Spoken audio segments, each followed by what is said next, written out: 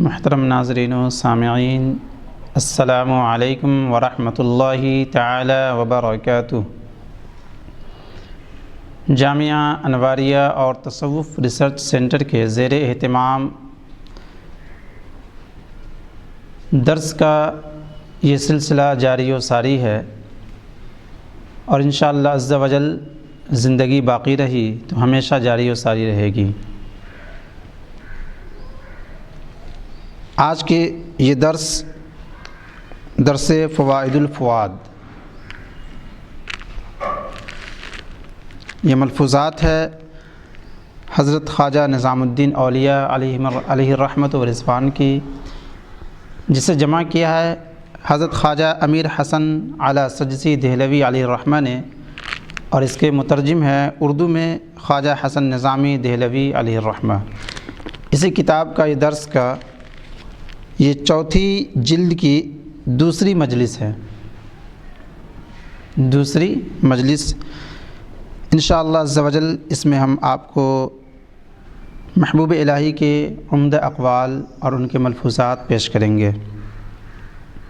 دوسری مجلس یہ ہماری دوسری مجلس ہے، یعنی دوسرا درس ہے، مجلس 14ویں ہے۔ تو آئیے شروع کرتے ہیں۔ نحمدہ ونسلم علی رسولہ الکریم، اما بعد، بسم اللہ الرحمن الرحیم۔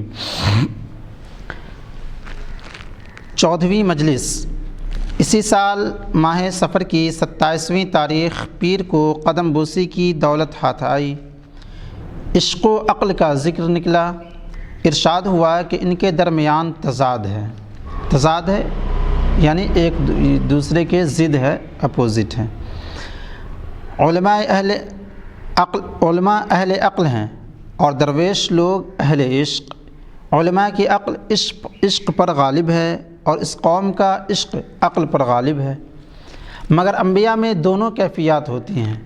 اس کے بعد غلب عشق کی صفت میں یہ شعر زبان مبارک سے پڑھا، جس کا ترجمہ یہ ہے: عقل کے ہاں عشق کی کوئی سنوائی نہیں، جلدی سے اس کے کان میں روئی ٹھونس دو، اس اونٹ نے جو لاہے کے دل کے ساتھ کیا معاملہ کرنا چاہا تھا۔ اسی معنی کی مناسبت سے حکایت بیان فرمائی کہ علی کھوکھری نامی ایک شخص ملتان میں تھے۔ وہ ایسے کسی آدمی سے اعتقاد نہیں رکھتے جس کے پاس عشق و درد نہ ہوتا، چاہے وہ کتنا ہی زاہد اور عبادت گزار کیوں نہ ہو، اور کہتے کہ فلاں آدمی کچھ نہیں ہے، اس کے پاس اشک تو ہے ہی نہیں۔ اشک یعنی آنسو، اس کی زبان سے صحیح لفظ تک نہ نکلتا تھا، عشق کو اشک کہتا تھا۔ اسی بات کی مناسبت سے یہ بھی فرمایا کہ یحییٰ معاذ رازی رحمۃ اللہ علیہ نے کہا ہے کہ محبت کا ایک ذرہ تمام انسانوں اور پریوں کی طاعت سے افضل ہے۔ اسی کے مناسب حال یہ بات فرمائی کہ شیخ الاسلام فرید الدین قدس اللہ سرہ العزیز بارہا کسی کو دعا دیتے کہ خدائے عز و جل تجھے درد عطا فرمائے۔ وہ شخص حیران ہوتا کہ یہ کیا دعا ہے۔ وہ شخص، یہاں مراد اپنی ذات ہی ہے، وہ شخص حیران ہوتا کہ یہ کیا دعا ہے۔ اب پتہ چلا ہے کہ وہ کیا دعا تھی۔ پھر شیخ جلال الدین تبریزی رحمۃ اللہ علیہ کی حکایت نکلی۔ ارشاد ہوا کہ جس زمانے میں وہ بدایوں پہنچے، ایک روز گھر کی دہلیز پر بیٹھے تھے، یعنی گھر کی چوکھٹ پہ، کہ ایک دہی فروش دہی کی مٹکی سر پر رکھے اس کے گھر کے سامنے سے گزرا، اس گھر کے سامنے سے گزرا، اور یہ دہی بیچنے والا مواسی کا رہنے والا تھا جو بدایوں کے قریب ہے۔ اس علاقے کو کٹھیر کہتے تھے اور وہاں راہزن بہت ہوتے تھے، راہزن ڈاکو، اور یہ دہی فروش بھی ان راستہ لوٹنے والوں میں سے ایک تھا۔ الغرض جب اس کی نظر شیخ جلال الدین کے چہرے مبارک پر پڑی تو اس پہلی ملاقات ہی نے اس کے اندر کی کایا پلٹ دی۔ جب اس نے غور سے شیخ کا چہرہ دیکھا تو بولا کہ دین محمد علیہ السلام میں ایسے لوگ بھی ہوتے ہیں؟ پھر فوراً ایمان لے آیا۔ شیخ نے اس کا نام علی رکھا۔ جب وہ مسلمان ہو گیا تو گھر گیا اور اسی وقت 1 لاکھ جیتل شیخ کی خدمت میں لے کر آیا۔ شیخ نے انہیں قبول فرمایا اور بولے کہ اس ساری نقدی کی نگرانی تو ہی کر، جہاں میں کہوں وہاں خرچ کر دیجیے۔ پھر علی الحساب اس نقدی میں سے ہر ایک کو عطا کرنا شروع کیا۔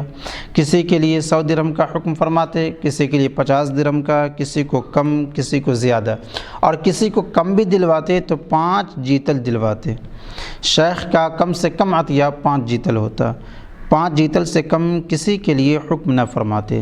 آخرکار کچھ مدت میں یہ ساری رقم خرچ ہو گئی، صرف 1 درہم بچا۔ یہ علی کہتے تھے کہ میرے دل میں خیال آیا کہ میرے پاس 1 درہم سے زیادہ نہیں بچا ہے، اور شیخ کی کم سے کم بخشش 5 درہم ہے، اور کسی کو کچھ دینا چاہیں گے تو میں کیا کروں گا؟ اسی فکر میں تھا کہ کوئی مانگنے والا آیا اور سوال کیا۔ شیخ نے مجھ سے کہا اس کو 1 درہم دے دو۔ شیخ جلال الدین رحمۃ اللہ علیہ کے مناقب میں حکایت بیان فرمائی کہ جب انہوں نے بدایوں سے لکھنوتی یعنی بنگال کا ارادہ فرمایا تو یہ علی بھی ان کے پیچھے روانہ ہوا۔ شیخ نے کہا کہ تم واپس چلے جاؤ۔ علی بولے کہ میں کس کے پاس جاؤں، میں کس کو جانوں، میرا آپ کے سوا اور ہے کون؟ کچھ دیر چلنے کے بعد شیخ نے فرمایا کہ تم واپس جاؤ، اور علی نے دوبارہ عرض کی کہ میرے پیر اور مخدوم تو آپ ہیں، آپ کے بغیر میں یہاں کیا کروں گا؟ شیخ بولے کہ واپس جاؤ، یہ شہر تمہاری حمایت میں ہے، یعنی تمہاری مدد میں ہے، تمہارے سپورٹر میں ہے۔ پھر ایسے عبادت گزاروں کا ذکر آیا جو بڑی اطاعت کرتے ہیں، یعنی بڑی عبادت کرتے ہیں، اور ان کے پاس باطن کا شغل اتنا نہیں ہوتا۔ ارشاد ہوا کہ لوگوں کی 4 قسمیں ہیں۔ بعض ان میں سے ایسے ہیں جن کا ظاہر آراستہ ہے، یعنی سجا سنوارا ہے، اور باطن خراب ہے، اور بعض ایسے ہیں کہ ان کا باطن آراستہ ہے اور ظاہر خراب ہے، اور بعض کا ظاہر و باطن دونوں خراب ہے، اور بعض کا ظاہر باطن دونوں آراستہ ہیں۔ وہ گروہ کہ جس کا ظاہر آراستہ ہے اور باطن خراب، وہ ایسے عبادت گزاروں کی قوم سے ہیں جو طاعت بہت کرتے ہیں لیکن ان کا دل دنیا میں مشغول ہوتا ہے۔ اور وہ گروہ جن کا باطن آراستہ ہوتا ہے اور ظاہر خراب ہوتا ہے، اور ظاہر خراب، ایسے دیوانے مجذوب ہیں کہ جو اندر سے مشغول بحق ہوتے ہیں اور ظاہر میں کوئی سر و سامان نہیں رکھتے۔ اور جس گروہ کا ظاہر و باطن خراب ہوتا ہے وہ عوام ہیں، اور وہ گروہ کہ جس کا ظاہر بھی آراستہ ہوتا ہے اور باطن بھی، وہ مشائخ ہیں۔ 15ویں مجلس اسی سال ماہ ربیع الاول کی 22ویں تاریخ جمعرات کو قدم بوسی کی دولت ہاتھ آئی۔ ارشاد ہوا کہ راہ حق میں جس لباس میں بھی ہوں داخل ہو جانا چاہیے، امید ہے کہ انجام درست ہو جائے گا۔ اس معنی کی مناسبت سے حکایت بیان فرمائی کہ ایک دفعہ کسی درویش کی نظر بادشاہ کی لڑکی پر پڑی۔ بادشاہ کی لڑکی بھی اس کی طرف مائل ہوئی اور دونوں کے درمیان معاشقہ پیدا ہو گیا، یعنی دونوں میں عشق ہو گیا۔ بادشاہ کی لڑکی نے کسی سے درویش کے پاس کہلوا بھیجا کہ تم درویش آدمی ہو، مجھ سے تمہارا ملنا سخت دشوار نظر آتا ہے، البتہ ایک طریقہ ہے، اگر یہ کر لو تو امید ہے کہ میں تم تک پہنچ جاؤں، اور وہ طریقہ یہ ہے کہ تم اپنے آپ کو ایک عبادت گزار آدمی بنا لو اور کسی مسجد کو ٹھکانہ بنا کر طاعت و عبادت میں لگ جاؤ، اور جب تمہاری شہرت زہد اور پارسائی سے ہو جائے گی تو میں اپنے باپ سے اجازت لے کر برکت حاصل کرنے کی رسم کے طور پر تمہاری زیارت کے لیے آ جاؤں گی۔ اس درویش نے اس اشارے کی بموجب ایسا ہی کیا۔ ایک مسجد کا پابند ہو گیا اور طاعت و خلوت میں لگا رہا۔ جب ذوق طاعت اس کو حاصل ہوا تو اس نے پوری طرح اپنا دل حق تعالیٰ سے جوڑ لیا۔ اس کا چرچا لوگوں کی زبانوں پر عام ہو گیا، اور بادشاہ کی بیٹی باپ سے اجازت لے کر اس کی زیارت کو آئی۔ جب وہ پہنچی تو اگرچہ کہ درویش بھی وہی تھا اور اس کا حسن و جمال بھی وہی تھا، لیکن اس لڑکی نے اس میں کسی قسم کی تحریک اور اپنی طرف جھکاؤ نہیں دیکھا۔ تو بولی کہ میں نے ہی تو تجھے یہ ترکیب سکھائی تھی، اب تجھے کیا ہو گیا ہے کہ میری طرف ذرا التفات نہیں کرتا، یعنی کچھ بھی متوجہ نہیں ہوتے۔ ہر چند اس بارے میں زور ڈال کر کہا، مگر درویش یہی کہتا رہا کہ تو ہے کون، میں تجھے کیا جانوں، میری تجھ سے کیا شناسائی، یعنی کیا جان پہچان۔ اسی طرح اس سے بے رخی برتتا رہا اور مشغول بحق ہو گیا۔ خواجہ ذکرہ اللہ بالخیر جب اس بات پر پہنچے تو آنکھوں میں آنسو بھر لائے اور ارشاد فرمایا کہ جس کو یہ ذوق میسر آ جائے وہ غیر سے الفت کس طرح ظاہر کر سکتا ہے، یعنی اللہ تبارک و تعالیٰ کی عبادت میں جس کو لذت مل جائے، اللہ سے جس کو محبت ہو جائے، وہ دوسروں کی محبت میں کیسے گرفتار ہو سکتا ہے، دوسروں کی طرف کیسے مائل ہو سکتا ہے۔ اسی مناسبت سے یہ حکایت بیان فرمائی کہ شیخ عبداللہ مبارک کو جوانی کے زمانے میں ایک عورت سے محبت تھی۔ ایک رات اس کی دیوار کے نیچے آئے ہوئے تھے اور اس عورت نے بھی کھڑکی سے سر باہر نکال رکھا تھا اور دونوں بات چیت اور راز و نیاز میں مشغول تھے۔ شروع رات سے آخر رات تک اسی طرح باہم گفتگو رہے، یعنی آپس میں گفتگو کرتے رہے، یہاں تک کہ صبح کی اذان کی آواز آئی۔ عبداللہ سمجھے کہ یہ نماز عشاء کی اذان ہے۔ جب غور سے دیکھا تو صبح ہو چکی تھی۔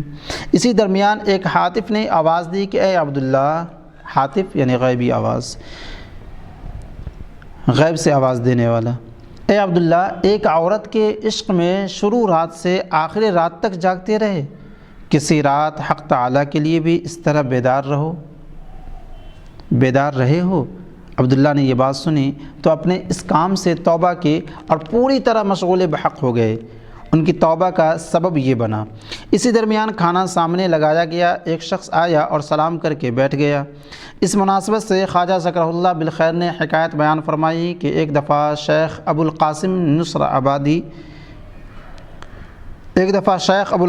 نصر آبادی جو ابو سعید ابو الخیر رحمۃ اللہ علیہ مجمعین کے پیر تھے، اپنے مریدوں کے ساتھ بیٹھے کھانے میں مشغول تھے۔ امام الحرمین جو امام محمد غزالی رحمۃ اللہ علیہ کے استاد تھے تشریف لائے اور سلام کیا۔ شیخ ابو القاسم اور ان کے مریدوں نے ان کی طرف کوئی التفات نہیں فرمایا، یعنی کسی طرح کی کوئی توجہ نہیں دی۔ جب کھانا کھا چکے تو امام الحرمین نے کہا کہ کیا بات ہے کہ میں نے اندر آ کر سلام کیا اور آپ نے کوئی جواب نہیں دیا؟ شیخ ابو القاسم بولے کہ قاعدہ یہی ہے کہ اگر کوئی ایسے مجمع میں پہنچے جو کھانا کھانے میں مشغول ہو تو آنے والے کو چاہیے کہ سلام نہ کریں، بس آ کر بیٹھ جائے اور جب کھانے سے فارغ ہو جائیں اور ہاتھ دھو لیں اس وقت وہ کھڑا ہو اور سلام کرے۔ امام الحرمین نے کہا کہ یہ بات تم کس حوالے سے کہتے ہو، عقل سے یا نقل سے، یعنی قرآن و حدیث اور کسی کتابی حوالے سے؟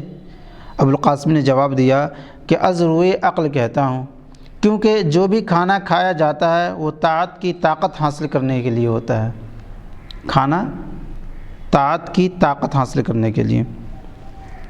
پس جو شخص اس نیت سے کھانے میں مشغول ہو وہ گویا عین طاعت کے عمل میں ہوتا ہے، لہٰذا ایسا شخص جو طاعت میں مشغول ہو، مثلا نماز پڑھ رہا ہو، علیک سلیک کس طرح کر سکتا ہے؟ حاضرین میں سے کسی شخص نے پوچھا کہ ایک ہندو ہے جو کلمہ پڑھتا ہے اور خدا کی وحدانیت کا قائل ہے اور رسول صلی اللہ علیہ وسلم کی رسالت کا بھی، لیکن جب مسلمان لوگ آتے ہیں تو چپ رہتا ہے، اپنے اسلام کا اظہار نہیں کرتا، اس کی عاقبت کیسی ہوگی؟ خواجہ ذکرہ اللہ بالخیر نے فرمایا اس کا یہ معاملہ حق تعالیٰ کے ساتھ ہے، حق تعالیٰ اس کے بارے میں جو بھی فیصلہ فرمائے چاہے تو معاف فرما دے چاہے تو عذاب دے۔ اس بات کی مناسبت سے فرمایا کہ بعض ہندو صاحبان جانتے ہیں کہ اسلام حق ہے مگر مسلمان نہیں ہوتے۔ یہاں سے حضرت ابو طالب کی حکایت نکلی۔ ارشاد فرمایا کہ جب وہ بیمار ہوئے تو مصطفیٰ علیہ السلام ان کے قریب تشریف لے گئے اور فرمایا کہ آپ ایک دفعہ حق تعالیٰ کی وحدانیت کا اقرار کر لیں، چاہے زبان سے چاہے صدق دل سے، تاکہ میں خدا کے سامنے دلیل کے طور پر عرض کروں کہ الہی وہ ایمان لے آئے تھے۔ ہر چند رسول اللہ علیہ السلام نے یہ بات کہی لیکن کچھ اثر نہ ہوا، اسی طرح کفر کی حالت میں انتقال کیا۔ چنانچہ امیر المؤمنین علی رضی اللہ تعالی عنہ نے ان کے انتقال کی خبر رسول علیہ السلام کو ان الفاظ میں سنائی: عمک الضال مات، یعنی آپ کے گمراہ چچا نے وفات پائی۔ اس کے بعد رسول علیہ السلام نے فرمایا کہ انہیں غسل دیں اور کفن میں لپیٹیں اور بے لحد کی قبر کھودیں اور ان کو اوپر سے قبر میں ڈال دیں، یعنی رواجی تدفین نہ ہو، جس طریقے سے چلا ہوا تھا اس طریقے سے نہ ہو۔ 16ویں مجلس اسی سال ماہ جمادی الاولیٰ کی 9ویں تاریخ منگل کو قدم بوسی کی دولت ہاتھ آئی۔ اس گروہ کی حکایت بیان فرمائی جو خراج اور جزیہ اور کھیتی کا لگان وصول کرنے میں خلقت پر زیادتی کرتا ہے۔ اس درمیان فرمایا کہ اب سے پہلے لاہور کی حدود میں ایک گاؤں تھا، اس گاؤں میں کوئی درویش رہتا تھا، وہ کھیتی کرتا اور اور اس روزگار کے ذریعے گزر بسر کرتا، کوئی شخص بھی اس سے کچھ نہ مانگتا۔ پھر ایک دفعہ کوئی نیا شحنہ تحصیلدار یا تھانے دار مقرر ہوا۔ اس نے اس درویش سے حصہ مانگنا شروع کیا اور کہا کہ تجھے کھیتی کرتے اتنے سال ہو گئے مگر ذرا بھی حصہ نہیں دیتا اور غلہ اٹھا کر لے جاتا ہے، یا تو گزشتہ سالوں کا جزیہ دے یا کوئی کرامت دکھا۔ درویش بولا، کرامت کیا ہوتی ہے؟ میں تو ایک مسکین آدمی ہوں۔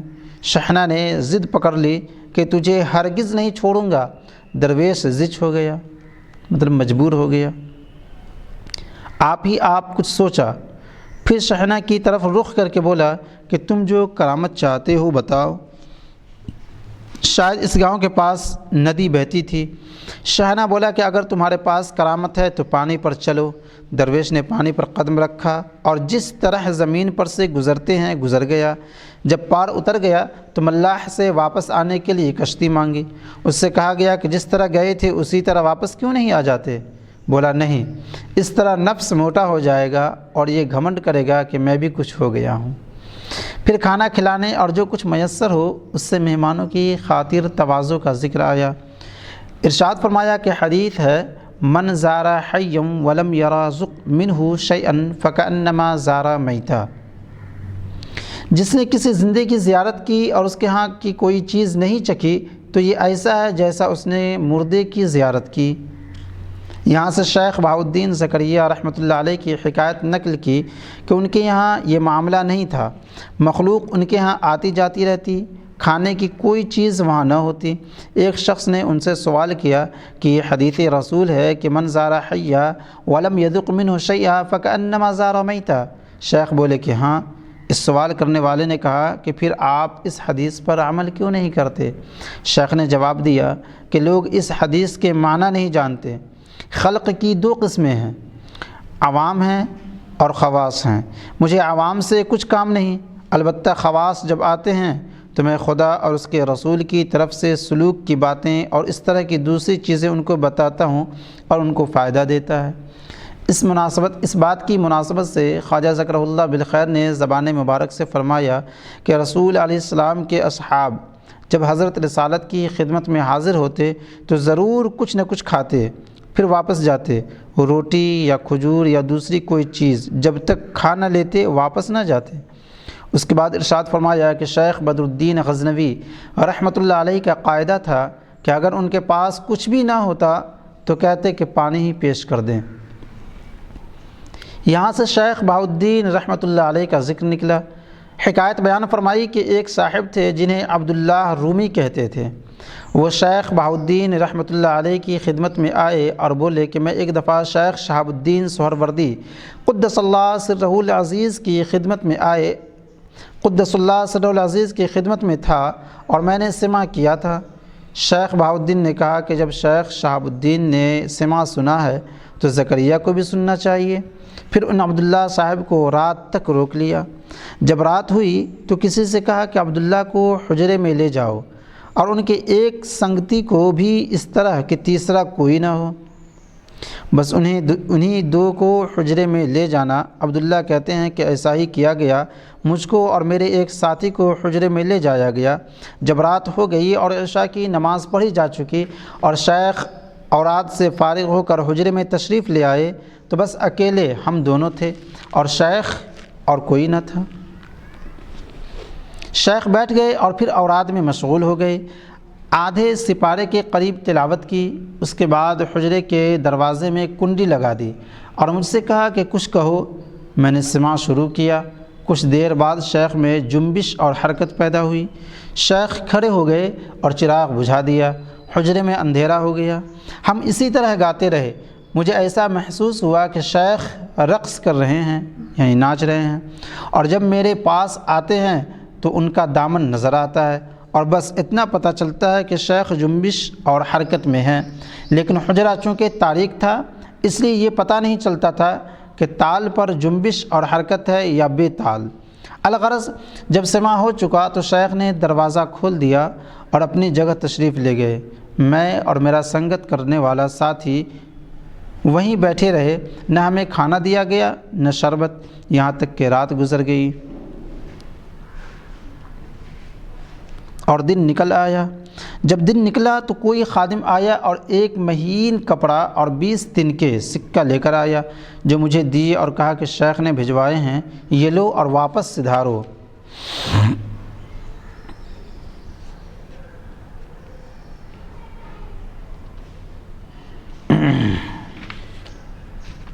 یہ حکایت بیان فرمانے کے بعد خواجہ ذکر اللہ بالخیر نے فرمایا کہ یہی عبداللہ شیخ الاسلام فرید الدین قدس اللہ سرہ العزیز کی خدمت میں آئے اور یہ قصہ سنایا۔ کچھ عرصے بعد ان عبداللہ نے پھر ملتان جانے کا ارادہ کیا۔ شیخ الاسلام فرید الدین نور اللہ مرقدہ کی خدمت میں آ کر عرض گزار ہوئے کہ میرا ارادہ ملتان جانے کا ہے اور راستے میں بڑا خطرہ ہے، دعا فرمائیے کہ میں سلامتی سے ملتان پہنچوں۔ شیخ نے فرمایا کہ یہاں سے فلاں جگہ تک جو اتنے کوس ہے اور جہاں تالاب واقع ہے میری حد ہے، وہاں تک سلامتی سے پہنچو گے، اور وہاں سے ملتان تک شیخ بہاؤالدین رحمۃ اللہ علیہ کا علاقہ یعنی عملداری ہے۔ یہ عبداللہ کہتے ہیں کہ میں نے یہ بات شیخ سے سنی اور روانہ ہوا اور مذکورہ تالاب کے قریب پہنچ گیا۔ بتایا گیا کہ وہاں ایک دھاڑ یعنی لوٹ مار کرنے والا حملہ آور ایک دہاڑ آ رہی ہے، یعنی رہزنوں نے حملے کے لیے تیاری کر رکھی ہے۔ مجھے شیخ کی بات یاد آ گئی، بے کھٹکے چلتا گیا۔ حق تعالیٰ نے ان رہزنوں کو اس راستے سے دور جا ڈالا اور وہ راستہ بھول گئے۔ میں سلامتی سے اس تالاب تک پہنچ گیا، وہاں پہنچ کر وضو کیا اور 2 رکعت نماز پڑھی۔ اس کے بعد حضرت شیخ بہاؤالدین کو یاد کیا اور کہا کہ جہاں تک شیخ فرید الدین قدس اللہ سرہ العزیز کی حد تھی سلامتی سے آ گیا ہوں، یہاں سے ملتان تک آپ کی حد ہے، اب آپ جانیں۔ عبداللہ کہتے ہیں کہ میں اس تالاب سے روانہ ہو گیا، مجھے کچھ گزند نہیں پہنچا، کچھ تکلیف نہیں ملی اور سلامتی کے ساتھ ملتان آ گیا۔ جب شیخ بہاؤالدین قدس اللہ سرہ العزیز کی خدمت میں پہنچا تو میں ایک گلیم یعنی کملی اوڑھے ہوا تھا۔ جب شیخ نے مجھے گلیم اوڑھے دیکھا تو ناراض ہو گئے اور کہنے لگے کہ یہ کیا اوڑھ رکھا ہے، یہ شیطان کا لباس ہے۔ اس طرح کی باتیں کرتے رہے، مجھے بڑا غصہ آیا اور میں نے کہا کہ اگر میں نے گلیم اوڑھ لی تو کیا غضب ہو گیا؟ لوگوں کے پاس جو اس قدر سونا چاندی دولت اور ذخیرہ ہے میں تو اس کے بارے میں کچھ نہیں کہتا، اگر میرے پاس گلیم ہے تو اس پر اتنا کہنا سننا کیوں؟ شیخ نے جب دیکھا کہ میں یکایک آپے سے باہر ہو گیا ہوں تو مجھ سے مخاطب ہو کر بولے، اتنی زبان کیوں چلاتے ہو؟ وہ تالاب کے کنارے والی بات یاد کرو، زکریا نے تمہارے بارے میں آخر کیا کمی کی، یعنی حفاظت سے پہنچا دیا۔ 17ویں مجلس۔ اسی سال ماہ جمادی الآخر کی 16ویں تاریخ بدھ کو قدم بوسی کی دولت حاصل ہوئی۔ غصے اور شہوت کا ذکر نکلا۔ ارشاد ہوا کہ جس طرح شہوت بے موقع حرام ہے، غصہ بھی بے موقع حرام ہے۔ اس کے بعد فرمایا کہ ایک آدمی دوسرے پر غصہ کرتا ہے اور وہ برداشت کر لیتا ہے تو خوبی اس شخص کو حاصل ہوتی ہے جو برداشت کر لیتا ہے، اس شخص کو نہیں جو غصہ کرتا ہے۔ پھر اس بات کا ذکر آیا کہ اگر کوئی شخص کسی کو نصیحت کرتا ہے تو اس کو چاہیے کہ سب کے سامنے نہ کرے کہ یہ فضیحت و رسوائی ہے، تو یہ فضیحت یعنی رسوائی ہو جاتی ہے۔ ملامت اور نصیحت جو بھی کرنی ہو وہ اکیلے میں کرے، سب کے سامنے نہیں۔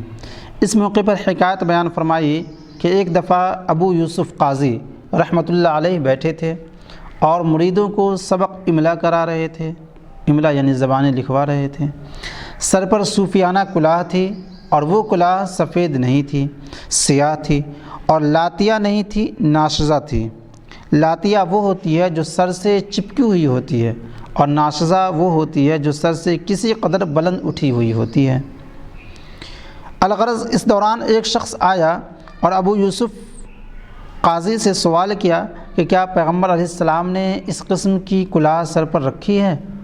ابو یوسف بولے کہ ہاں۔ پھر اس سائل نے پوچھا کہ سفید ٹوپی پہنی ہے یا کالی؟ ابو یوسف نے جواب دیا کہ سفید۔ اس سوال کرنے والے نے پھر پوچھا کہ پیغمبر علیہ السلام نے سر پر لاتیہ کلاه پہنی ہے یا ناشزہ؟ ابو یوسف نے کہا کہ لاتیہ۔ سائل نے کہا کہ تم نے سیاہ اور ناشزہ کلاه سر پر رکھی ہے، اس صورت میں تم نے 2 طرح سنت رسول صلی اللہ علیہ وسلم کے خلاف عمل کیا ہے، اور امالی جو ان کی حدیثیں ہیں ان کو کس طرح املا کرا رہے ہیں؟ کس طرح املا کرا رہے ہو۔ امالی، امالی یہ املا کی جمع ہے۔ امالی اسے کہتے ہیں کہ وہ محدثین جن کے پاس جمع کردہ حدیث کا ذخیرہ ہو اور اس میں سے کچھ اپنے شاگردوں کو لکھائیں یا اپنے حفظ کیے ہوئے احادیث میں سے اپنے شاگردوں کو لکھائیں، تو اسے امالی کہتے ہیں، اور یہ طریقہ بہت مشہور و معروف تھا۔ ابو یوسف قاضی کو بڑی اذیت ہوئی، اس سوال کرنے والے سے کہنے لگے کہ جو بات تم نے مجھ سے کہی ہے وہ دو حال سے خالی نہیں ہے، یا تو تم نے برائے حق کہی ہے یا مجھے ایذا پہنچانے کے لیے کہی ہے۔ اگر برائے حق کہی ہے تو چونکہ تم نے سب کے سامنے اسے کہا ہے اس لیے تمہیں اس سے کوئی ثواب نہیں ملے گا، اور اگر مجھے ایذا دینے کے لیے کہی ہے تو تم پر افسوس ہے، تم پر افسوس ہے، تم پر افسوس ہے۔ تو بہتر طریقہ یہی ہے کہ اگر آپ کسی کو اچھی بات بتائیں، نصیحت کریں، اور خاص کر ان حضرات کو جو اہل علم ہیں، تو کوشش یہ ہونی چاہیے کہ تنہائی میں نصیحت کریں، اصلاح کریں۔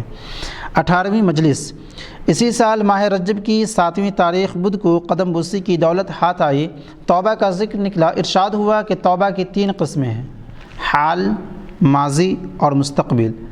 حال تو یہ ہے کہ پشیماں ہو، یعنی جو گناہ کیا ہے اس پر ندامت ظاہر کریں، یعنی شرمندگی کا اظہار کریں۔ ماضی یہ ہے کہ دشمنوں کو خوش کرے، اور اگر کسی نے کسی کے 10 درہم غصب کیے ہیں اور صرف اتنا کہتا ہے کہ توبہ توبہ، تو یہ توبہ نہیں ہوگی۔ توبہ تو یہ ہوگی کہ 10 درہم اس کو واپس دے دے اور اس کو خوش کر دے، اس وقت اس کی توبہ توبہ ہوگی۔ اور اگر کسی کو برا کہا ہے تو اس کے پاس جائے اور معذرت کرے اور اس سے معافی چاہے اور اس کو راضی کرے۔ اور اگر جس شخص کو برا کہا ہے اور وہ مر چکا ہے تو کیا کریں؟ یہ کہ جس قدر اس کو اس کی زندگی میں برا کہا تھا، اس کے مرنے کے بعد اس کو اتنا ہی اچھا کہے اور اس کو بھلائی کے ساتھ یاد کرے۔ اور اگر کسی کو قتل کر دیا ہو اور اس کا کوئی ولی نہیں ہے تو پھر کیا کرے؟ غلام آزاد کرے، یعنی مردے کو زندہ تو کر نہیں سکتے اس لیے غلام آزاد کرے۔ جو شخص غلام آزاد کرتا ہے وہ ایسا ہے جیسے مردے کو زندہ کیا۔ اور اگر کسی نے غیر کی منکوحہ یا مملوکہ کے ساتھ زنا کیا تھا وہ کیا کرے؟ اس کے بارے میں کسی جگہ یہ حکم نہیں ہے کہ شوہر اور مالک کے پاس جا کر معذرت کرے، پھر کیا کرے؟ خدا کی طرف رجوع کرے۔ خدا کی طرف رجوع ہو یعنی رب تبارک و تعالیٰ کی طرف پلٹے اور اللہ تبارک و تعالیٰ سے صدق دل سے توبہ و استغفار کریں، مطلب معافی چاہے۔ اسی معنی کی مناسبت سے فرمایا کہ شراب پینے والا شراب سے توبہ کرے تو پھر کیا کرے؟ لطیف شربت اور ٹھنڈا پانی خدا کی مخلوق کو پلائے۔ اس بات کا مقصد یہ ہے کہ توبہ کے بارے میں معذرت کرنا ہر گناہ کی مناسبت ہی سے آیا ہے۔ دوسری توبہ کی کیفیت ماضی کی قسم سے تھی، وہی تھی جس کو لکھا جا چکا۔ توبہ کی تیسری قسم جو مستقبل کی صفت رکھتی ہے یہ ہے کہ نیت کرے کہ جو گناہ کیا تھا آئندہ نہیں کرے گا۔ پھر یہ حکایت بیان فرمائی کہ جب میں شیخ الاسلام فرید الدین قدس اللہ سرہ العزیز سے وابستہ ہوا، یعنی جب ان سے مل چکا اور توبہ کی، تو چند بار زبان مبارک سے یہی فرمایا۔ یہاں پر وابستہ سے مراد یہ بھی ہو سکتا ہے کہ مرید ہو گئے ہوں، بند گئے ہوں ان سے۔ یہی ارشاد فرمایا کہ دشمنوں کو خوش کرنا چاہیے اور حقدار لوگوں کی خوشنودی حاصل کرنے کے سلسلے میں غلو فرمایا۔ مجھے یاد ہے کہ مجھے کسی کے 20 جیتل ادھار دینے ہیں اور ایک کتاب کسی سے عارضی طور پر مانگ کر لی تھی اور وہ کتاب میرے پاس سے گم ہو گئی تھی۔ جس وقت شیخ کبیر نور اللہ مرقدہ نے دشمنوں کو خوش کرنے کے سلسلے میں تاکید سے ذکر فرمایا، میں سمجھ گیا کہ مخدوم چھپی ہوئی باتوں سے واقفیت رکھنے والے ہیں۔ دل میں ٹھان لی کہ اب کہ دہلی جاؤں گا تو ان لوگوں کو خوش کروں گا۔ جب اجودھن دہلی سے آیا تو جس شخص کے 20 جیتل دینے تھے وہ بزاز یعنی کپڑے والا تھا، اس سے میں نے کپڑا لیا تھا، مگر کسی وقت بھی 20 جیتل اکٹھے جمع نہیں ہوتے تھے کہ اس کو پہنچاؤں۔ تنگ دستی کا عالم تھا، کبھی 5 جیتل ہاتھ آتے، کبھی 10۔ ایک دفعہ ایسا ہوا کہ 10 جیتل ہاتھ آئے۔ میں نے اس بزاز کے گھر پر آ کر آواز دی، وہ گھر سے باہر آیا۔ میں نے اس سے کہا کہ تمہارے 20 جیتل میرے ذمے ہیں، اس کا موقع ہی نہیں ہوتا کہ یکمشت ادا کروں۔ یہ 10 جیتل لایا ہوں، یہ لے لو، باقی بھی انشاءاللہ تعالی پہنچا دوں گا۔ اس شخص نے جب یہ بات سنی تو بولا کہ اچھا شیخ کے پاس سے آ رہے ہو۔ پھر وہ 10 جیتل مجھ سے لے لیے اور کہنے لگا کہ باقی کے 10 جیتل میں نے تمہیں بخشے۔ اس کے بعد میں اس شخص کے پاس گیا جس سے کتاب لایا تھا۔ جب اس سے ملا تو پوچھنے لگا کہ تم کون ہو؟ میں نے کہا اے خواجہ، میں ایک کتاب تم سے عاریتاً لے گیا تھا، وہ میرے پاس سے گم ہو گئی ہے۔ اب میں اس کی ایسی ہی کاپی حاصل کروں گا جیسے تمہاری کتاب تھی، دوسری کتاب نقل کرا کر تمہیں پہنچا دوں گا۔ جب اس شخص نے یہ بات سنی تو بولا کہ جی ہاں، جہاں سے آپ آ رہے ہیں یہ اسی کا پھل ہے۔ اس کے بعد کہنے لگا کہ میں نے وہ کتاب آپ کو بخشی۔ توبہ کی مناسبت ہی سے یہ فوائد بیان فرمائے کہ جو شخص گناہ کرتا ہے اس کا چہرہ نافرمانی کی طرف ہوتا ہے اور پشت حق کی طرف۔ جب توبہ کرتا ہے اور خدا تعالیٰ سے رجوع ہوتا ہے تو چاہیے کہ اس کی پشت نافرمانی کی طرف ہو اور منہ حق کی جانب۔ پھر فرمایا کہ جو تائب ہو گیا ہے اس کو طاعت میں پورا ذوق حاصل ہونا چاہیے، اور جو نافرمانی کی طرف لوٹ جاتا ہے تو اس سے اللہ کی پناہ کہ وہ طاعت میں ذوق ہی نہیں پاتا۔ پھر خرچ کرنے کا ذکر نکلا۔ ارشاد ہوا کہ امیر المؤمنین علی رضی اللہ تعالیٰ عنہ نے فرمایا ہے کہ اگر کوئی شخص 1 درہم اپنے ساتھیوں پہ خرچ کرے تو یہ اس سے بہتر ہے کہ 10 درہم فقیروں کو دے دے۔ اسی طرح اگر 10 درہم اپنے رفیقوں کے لیے خرچ کرے تو یہ اس سے بہتر ہے کہ 100 درہم فقیروں کو دے، اور اگر 100 درہم اپنے رفیقوں کے ساتھ خرچ کرے تو یہ ایسا ہوگا جیسے ایک غلام آزاد کر دیا۔ واللہ اعلم بالصواب۔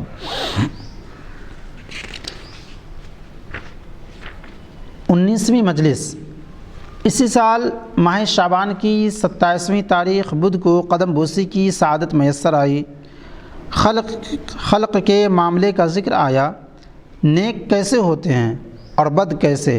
ارشاد ہوا کہ اس عہد میں جب میں کہ ہم ہیں، جس میں کہ ہم ہیں، اگر کسی کے بارے میں یہ کہا جائے کہ بد نہیں ہے تو اسی قدر اس کو نیک کہا جا سکتا ہے، یعنی بد نہ ہونا بھی ایک طرح کی غنیمت ہے۔ پھر فرمایا کہ اگر کوئی لوگوں کی عیب جوئی نہیں کرتا اور کسی کو برا نہیں کہتا تو چاہے وہ خود برا ہو تو اس کو نیک ہی سمجھا جائے گا، بد نہیں کہیں گے۔ اس کے بعد یہ 2 مصرے زبان مبارک پر لائے، گر بعیبی و عیب نجوئی نیکی ور بدباشی و بد نگوئی نیکی۔ اگر تم میں کوئی عیب ہو اور دوسروں کے عیب نہ چنتے پھرو تو تم نیک ہو، اور اگر تم برے ہو مگر کسی کو برا نہیں کہتے ہو تو نیک ہو۔ پھر فرمایا کہ اگر کوئی بد ہو اور خلق خدا کو بد کہتا ہو تو اس بدی کی کیا حد ہوگی۔ اس درمیان میری طرف رخ کر کے فرمایا کہ کیا تم چھاؤنی میں رہتے ہو؟ بندے نے عرض کی جی ہاں۔ اس کے بعد فرمایا کہ شہر میں راحت نہیں رہی اور تھی بھی نہیں۔ اس معنی کی مناسبت سے حکایت بیان فرمائی کہ قدیم زمانے میں میرا دل بھی اس شہر میں رہنے کو نہ چاہتا تھا، یہاں تک کہ ایک روز میں تالاب قتلغ خاں پر تھا۔ اس زمانے میں قرآن حفظ کر رہا تھا، وہاں ایک درویش کو مشغول بحق دیکھا۔ میں نے ان کے پاس جا کر پوچھا کہ کیا آپ اسی شہر کے رہنے والے ہیں؟ بولے ہاں۔ میں نے کہا کہ کیا آپ اپنی خوشی سے یہاں مقیم ہیں؟ کہنے لگے نہیں۔ اس کے بعد ان درویش نے قصہ سنایا کہ میں نے ایک دفعہ کسی بڑے اچھے درویش کو دروازۂ کمال سے آتے دیکھا۔ اس حظیرے یعنی قبرستان کے دروازے سے باہر جو خندق کے کنارے واقع ہے اور جہاں کی زمین اونچی ہے، اسی حظیرے میں شہداء مدفون ہیں۔ الغرض یہ درویش مجھ سے کہنے لگے کہ اگر چاہتے ہو کہ اپنا ایمان سلامت لے جاؤ تو اس شہر سے رخصت ہو جاؤ۔ میں نے اسی وقت ٹھان لی کہ اس شہر سے چلا جاؤں گا، لیکن بعض رکاوٹوں کی وجہ سے یہیں ٹھہرا رہا۔ اب 25 سال کا عرصہ ہو گیا ہے کہ میرا ارادہ بدستور قائم ہے لیکن جانا نہیں ہوتا۔ خواجہ ذکر اللہ بالخیر نے فرمایا کہ جب میں نے یہ بات ان درویش سے سنی تو خود بھی طے کر لیا کہ اس شہر میں نہیں رہوں گا۔ کچھ جگہیں میرے خیال میں تھی جہاں جانا چاہتا تھا۔ ایک دفعہ سوچا کہ قصبہ پٹیالی چلا جاؤں، اس زمانے میں ترک وہاں تھا۔ ان ترک سے مراد امیر خسرو عاصمہ اللہ تھے۔ پھر فرمایا کہ ایک دل یہ چاہتا تھا کہ بسنالہ چلا جاؤں جو صاف ستھری جگہ ہے۔ بسنالہ چلا بھی گیا تو 3 روز وہاں رہا۔ ان 3 دن میں نہ تو کوئی مکان کرائے پر ملا، نہ گروی، نہ قیمتاً۔ تینوں دن کسی نہ کسی کا مہمان ہوتا رہا۔ جب وہاں سے واپس آیا تو یہی خیال میرے دل میں سمایا ہوا تھا۔ ایک دفعہ حوض رانی کی طرف اس باغ میں جسے جسرت کا باغ کہتے ہیں گیا ہوا تھا۔ خدائے عز و جل سے میں نے دعائیں مانگی۔ بڑا اچھا وقت تھا۔ میں نے کہا کہ خدا بندہ، میں اس شہر سے چلا جانا چاہتا ہوں، لیکن اپنے اختیار سے کسی جگہ نہیں جاؤں گا۔ جہاں تیری مرضی ہو وہاں رہوں گا۔ اس درمیان غیاث پور کی آواز آئی۔ غیاث پور موجودہ بستی حضرت نظام الدین کا نام قدیم زمانے میں غیاث پور تھا، لیکن حضرت کے نام نامی کی شہرت نے غیاث پور کو بھلا دیا۔ اب اسے سب بستی حضرت نظام الدین کہتے ہیں۔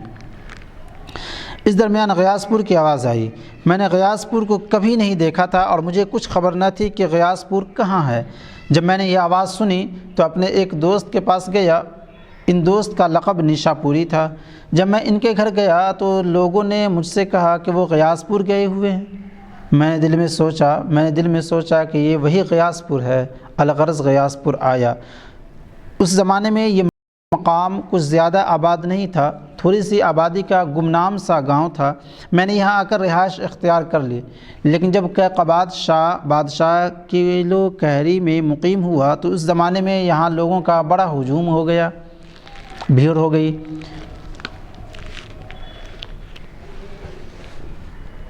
ملوک اور عمرہ کی آمد و رفت یہاں بہت ہو گئی۔ میں نے اپنے آپ سے کہا کہ یہاں سے بھی چل دینا چاہیے۔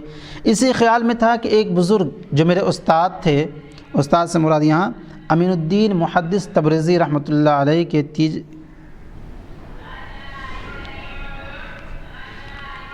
حضرت امین الدین محدث تبریزی میرے استاد تھے، شہر میں وفات پا گئے۔ میں نے اپنے دل میں یہ ٹھہرا لی کہ کل جب کہ ان کی وفات پر تیسرا دن ہوگا، یعنی تیجے کا دن ہوگا، میں ان کی زیارت میں جاؤں گا اور شہر میں بھی نہیں رہوں گا۔ یہ عزم اپنے دل میں کر لیا۔ اسی روز عصر کی نماز میں ایک خوبصورت مگر نحیف و نزار جوان آیا جو اللہ جانے مردان غیب میں سے تھا یا کون تھا۔ الغرض اس نے آتے ہی پہلی بات جو مجھ سے کہی وہ یہ تھی: آن روز کے محشودی نمی دانستی، کانگشت نمائے عالمی خواہی شد، امروز کے زلفت دل خلق بربود، در گوشہ نشستند نمی دارد سود۔ یعنی جس روز تم چاند بنے تھے تمہیں یہ خبر نہیں تھی کہ ایک زمانے کی انگلیاں تمہاری طرف اٹھیں گی۔ اب جب کہ تمہاری زلف نے دنیا کے دل اسیر کر لیے، یعنی قید کر لیے ہیں، کونے میں بیٹھنے سے کوئی فائدہ نہیں۔ خواجہ ذکر اللہ بالخیر فرماتے ہیں کہ اس نے کچھ اور بات کہیں جن کو میں نے کسی جگہ لکھا ہے۔ القصہ، اس کے بعد اس نے یہ کہا کہ اول تو مشہور نہیں ہونا چاہیے، اور جب کوئی شخص مشہور ہو جائے تو پھر ایسا ہونا چاہیے کہ کل قیامت کے دن رسول اللہ علیہ السلام کے سامنے شرمندہ نہ ہو۔ پھر یہ کہا کہ یہ بھی کوئی قوت ہے اور کوئی حوصلہ ہے کہ لوگوں سے کنارہ کر کے مشغول بحق ہو جائیں، یعنی قوت اور حوصلہ تو یہ ہوتا ہے کہ خلق کی موجودگی میں بھی مشغول بحق رہیں۔ خواجہ ذکر اللہ بالخیر فرماتے ہیں کہ جب وہ باتیں کہہ چکا تو میں نے کچھ کھانا سامنے رکھا، اس نے نہیں کھایا۔ میں نے اسی وقت یہ نیت کر لی کہ یہیں مقیم رہوں گا۔ جب میں نے یہ نیت کر لی تو اس نے تھوڑا سا کھانا کھایا اور چلا گیا۔ اس کے بعد اسے کبھی نہیں دیکھا۔ 20ویں مجلس۔ اسی سال ماہ مبارک رمضان کی 10ویں تاریخ پیر کو قدم بوسی کی سعادت تک رسائی ہوئی۔ سورہ اخلاص کی فضیلت کا ذکر نکلا۔ زبان مبارک سے ارشاد ہوا کہ پیغمبر علیہ السلام نے فرمایا ہے کہ سورہ اخلاص تہائی قرآن ہے۔ تہائی یعنی 3۔ پھر فرمایا کہ یہ جو ختم قرآن کے بعد 3 مرتبہ سورہ اخلاص پڑھتے ہیں تو اس میں یہی حکمت ہے کہ اگر ختم کے دوران میں کچھ کمی رہ گئی ہو تو سورہ اخلاص کے 3 مرتبہ پڑھنے سے ختم مکمل ہو جائے۔ اس کے بعد فرمایا کہ ختم قرآن کے بعد سورہ الحمد اور سورہ بقرہ کی چند آیتیں پڑھتے ہیں، یہ کیا چیز ہے؟ اس کا واقعہ یہ ہے کہ حضرت رسالت مآب حضرت رسالت علیہ السلام سے پوچھا گیا کہ سب سے اچھا آدمی کون ہے؟ مصطفیٰ علیہ السلام نے فرمایا کہ الحال مرتحل، حال اسے کہتے ہیں جو کسی پڑاؤ پر آ کر اترے، اور مرتحل اسے کہتے ہیں جو روانہ ہو جائے۔ اور یہ اشارہ اس طرف ہے کہ جب کوئی قرآن پڑھتا ہے اور ختم کرتا ہے تو گویا ایک منزل آ کر اترتا ہے، اور جب دوبارہ شروع کرتا ہے تو گویا دوبارہ روانہ ہو جاتا ہے۔ پس انسانوں میں سے بہترین وہ شخص ہے جو قرآن ختم کرتے ہی فوراً شروع بھی کر دیتا ہے۔ پس ایسے شخص کو رسول علیہ السلام نے الحال والمرتحل کی صفت سے یاد فرمایا ہے۔ پھر اس بات کا ذکر آیا کہ بعض لوگ غیر موجود جنازے کی نماز پڑھتے ہیں، یہ کیسا ہے؟ خواجہ ذکرہ اللہ بالخیر نے فرمایا کہ یہ جائز ہے۔ مصطفیٰ علیہ السلام نے نجاشی کی نماز جنازہ اسی طرح پڑھی تھی، نجاشی جو بادشاہ تھا اسی طرح پڑھی تھی۔ ان کا انتقال کہیں اور ہوا تھا، اور امام شافعی اس بات کو جائز رکھتے ہیں۔ اور اگر میت کے جسم کا کوئی عضو لائیں جیسے ہاتھ یا پاؤں یا انگلی جو بھی ہو، اس پر بھی نماز پڑھتے ہیں۔ اس بات کی مناسبت سے شیخ جلال الدین تبریزی قدس اللہ سرہ العزیز کی حکایت بیان فرمائی کہ جب شیخ نجم الدین صغرا یہ 653 ہجری کے بعد شیخ جمال الدین بسطامی کی جگہ دہلی کے شیخ الاسلام ہوئے تھے۔ ان کا مزار دہلی میں حضرت برہان الدین بلخی کے جوار میں ہے، جوار یعنی بغل میں، قرب میں۔ جب شیخ نجم الدین صغرا کو جو دہلی کے شیخ الاسلام تھے ان سے دشمنی ہو گئی اور ایسے بھڑکے کہ انہیں ہندوستان کی طرف مراد یوپی کی طرف روانہ کر دیا۔ الغرض جب شیخ جلال الدین نور اللہ مرقدہ بدایوں پہنچے تو ایک روز سوت ندی کے کنارے بیٹھے تھے کہ یکایک اٹھے اور وضو تازہ کیا اور حاضرین سے بولے کہ آئیے شیخ الاسلام دہلی کے جنازے پر نماز پڑھیں، کیونکہ ان کا اسی وقت انتقال ہوا ہے۔ اور واقعہ اسی طرح ہوا تھا جیسا کہ شیخ جلال الدین رحمۃ اللہ علیہ رحمۃ واسعہ نے زبان مبارک سے بیان فرمایا تھا۔ اس کے بعد جب نماز ادا کر چکے تو حاضرین کی طرف رخ کر کے فرمایا اگر شیخ الاسلام دہلی نے ہمیں دہلی شہر سے باہر نکالا تو ہمارے شیخ نے انہیں دنیا ہی سے نکال دیا۔ جماعت متحیران کا ذکر نکلا کہ حق تعالیٰ میں ایسے مشغول ہوتے ہیں کہ انہیں کسی مخلوق کی خبر نہیں ہوتی۔ حاضرین میں سے ایک شخص نے حکایت بیان کی کہ میں ایک دفعہ کہیں گیا تو اسی طرح کے لوگوں میں سے 7-8 آدمیوں کو دیکھا کہ ٹکٹکی لگائے آسمان کو تک رہے ہیں اور رات دن متحیر ہیں، مگر جس وقت نماز کا وقت آتا ہے تو نماز پڑھ لیتے ہیں اور پھر متحیر ہو جاتے ہیں۔ خواجہ ذکرہ اللہ بالخیر نے فرمایا کہ ہاں، انبیاء معصوم ہیں اور اولیاء محفوظ، یہ لوگ ایسے ہی ہوتے ہیں جیسا کہ تم نے بیان کیا، اگرچہ شب و روز متحیر رہتے ہیں لیکن ان کی نماز فوت نہیں ہوتی، یعنی نہیں چھوٹتی۔ اس تحیر کی مناسبت سے شیخ الاسلام قطب الدین بختیار کاکی قدس اللہ سرہ العزیز کی حکایت بیان فرمائی کہ ان کو انتقال کے وقت اسی طرح 4 دن رات تحیر رہا، اور ہوا یہ تھا کہ شیخ علی سجزی رحمۃ اللہ علیہ کی خانقاہ میں قوالی تھی اور شیخ قطب الدین نور اللہ مرقدہ تشریف فرما تھے۔ گانے والا قصیدہ گا رہا تھا، جب اس شعر پر پہنچا کشتگان خنجر تسلیم را ہر زماں از غیب جانی دیگر است، یعنی خنجر تسلیم کے کشتگان کے لیے ہر زمانے میں غیب سے ایک نئی زندگی ہے۔ کشتگان مقتولین، قتل کی جگہ۔ شیخ قطب الدین قدس اللہ سرہ العزیز کو اس شعر پر کیفیت ہو گئی۔ جب وہاں سے گھر آئے تو مدہوش اور متحیر تھے، فرماتے تھے کہ یہی شعر پڑھے جاؤ چنانچہ یہی شعر ان کے سامنے پڑھا جاتا رہا اور وہ اسی طرح متحیر رہے، سوائے اس کے کہ جب نماز کا وقت آتا تھا تو نماز ادا فرماتے تھے اور پھر یہی شعر پڑھواتے اور حال آ جاتا اور حیرت پیدا ہو جاتی۔ 4 رات دن تک یہی حالت رہی، 5ویں رات کو رحلت فرمائی، یعنی دنیا سے رخصت ہو گئے، کوچ کر گئے۔ شیخ بدر الدین غزنوی رحمۃ اللہ علیہ فرماتے ہیں کہ میں اس رات کو حاضر تھا، جب شیخ کے انتقال کا وقت قریب آیا تو مجھے کسی قدر غنودگی تھی۔ غنودگی مطلب نیند کا غلبہ تھا، نیند کی کیفیت طاری تھی، نیند آنے کو تھی۔ خواب میں دیکھا کہ شیخ قطب الدین قدس اللہ سرہ العزیز جیسے اپنی جگہ سے اٹھ رہے ہیں اور اوپر کی طرف جا رہے ہیں اور مجھ سے فرما رہے ہیں کہ دیکھو بدر الدین، اللہ کے دوستوں کے لیے موت نہیں ہے۔ جب میں بیدار ہوا تو شیخ دار بقا کو رحلت فرما چکے تھے رحمۃ اللہ علیہم اجمعین۔ 21ویں مجلس اسی سال ماہ شوال کی 15ویں تاریخ پیر کو قدم بوسی کی دولت تک رسائی ہوئی۔ مشائخ سے مخلوق کی رغبت کا ذکر نکلا۔ ارشاد ہوا کہ جس زمانے میں کیلی کی جنگ ہوئی ہے، میں چند روز شہر میں رہا تھا۔ جمعے کے روز میں مسجد جاتا تو خلق میری مزاحمت کرتی، یعنی لڑتی جھگڑتی، روک تھام کرتی۔ عوام و خاص حضرت سے اظہار عقیدت کرتے تھے اور ہاتھ پیر چومتے تھے۔ اس کا تذکرہ حضرت نے مزاحمت کے لفظ سے کیا ہے کیونکہ حضرت اس سے بچتے تھے۔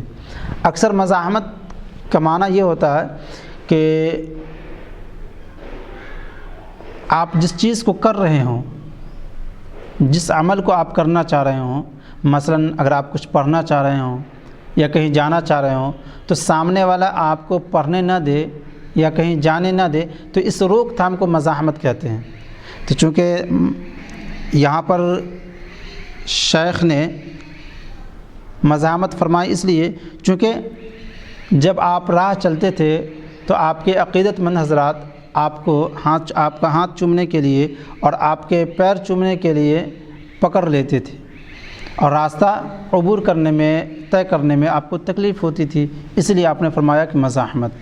تو وہ معنی نہیں جیسا کہ میں نے شروع میں کہا، مطلب روک تھام کرنا یا لڑائی جھگڑا کرنا۔ اگرچہ مزاحمت کا دونوں معنی آتا ہے، روک تھام بھی آتا ہے اور لڑائی جھگڑا بھی آتا ہے۔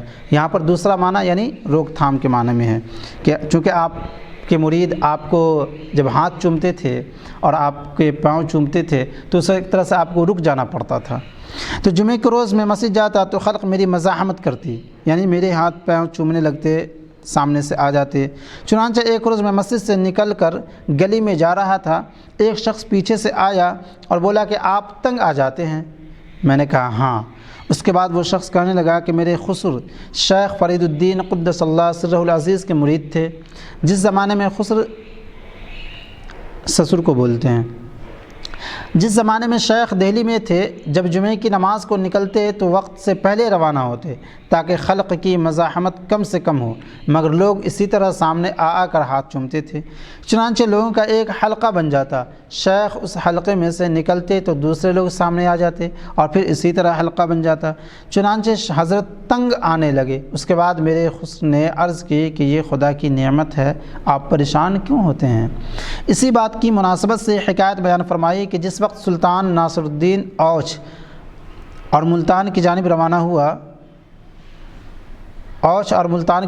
ہوا تو اجودھن سے گزرا۔ سارے لشکر نے شیخ کی زیارت کے لیے اس جگہ کا رخ کیا جہاں وہ تھے۔ شیخ اس بھیڑ سے جو جمع ہو گئی تھی پریشان ہو گئے اور کسی اور جگہ چلے گئے۔ اس وقت شیخ کے جبے یا کرتے کی آستین چھت پر سے گلی کی طرف لٹکا دی گئی۔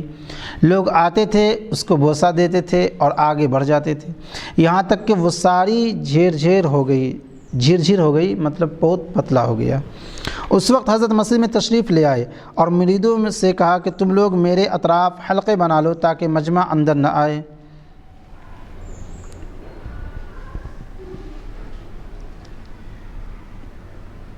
باہر ہی سے سلام کرے اور باہر چلا جائے۔ مریدوں نے ایسا ہی کیا، مگر ایک بوڑھا فراش آیا اور اطراف کھڑے ہوئے مریدوں کے حلقے کو توڑ کر شیخ کے پیروں میں گر پڑا اور شیخ کے قدم پکڑ کر چومنے کے لیے کھینچے۔ شیخ کو تکلیف ہوئی۔ وہ فراش بولا، شیخ پریشان ہوتے ہو؟ خدا کی نعمت کا اور بھی شکر ادا کرو۔ جب فراش نے یہ بات کہی تو شیخ نے ایک نعرہ مارا، پھر اس فراش کو نوازا اور بہت معذرت کی۔ پھر اس بات کا ذکر نکلا آدمی کو نرم دل ہونا چاہیے، پھر اس بات کا ذکر نکلا کہ آدمی کو نرم دل ہونا چاہیے اور مخلوق کے ساتھ شفقت سے زندگی بسر کرنی چاہیے۔ اوپر کے واقعے سے ایک یہ بھی بات سمجھ میں آتی ہے جو ایک طرح سے سبق ملتا ہے کہ ہمارے آج کے جو بزرگان دین ہیں ان کے لیے ایک اہم میسج بھی ہے کہ مخلوق خدا اگر آپ کے سے فیض یاب ہونا چاہتی ہے ہاتھ پاؤں یا قدم بوسی کر کے، تو وہ حضرات جو ارد گرد رہتے ہیں ان کو چاہیے کہ ان کو اجازت دے دے ہاتھ پاؤں چومنے کے لیے، اس طرح نہ کہ بالکل یا ان کو جو بھیڑ بھاڑ سے ہٹا دیا جاتا ہے یا دھکے دے دیے جاتے ہیں، تو اس طرح نہیں کرنا چاہیے۔ کوشش یہ رہے کہ مخلوق کو جہاں تک ہو سکے ان بزرگان دین اپنے مرشدین اور پیروں کے زیارت کر کے ہاتھ پاؤں چومنے کی اجازت دینی چاہیے، چونکہ یہ پیروں کا یہ طریقہ نہیں ہوتا ہے، ان کی خواہش نہیں ہوتی ہے کہ ہاں ہمارے مریدین نہیں آئیں میرے پاس، وہ بھی چاہتے ہیں کہ آئیں، لیکن ان کے قریب والے اکثر جو ہے سو کبھی کبھی پیر کی محبت میں یا ان کی بچاؤ کی خاطر بہت زیادہ جو ہے سو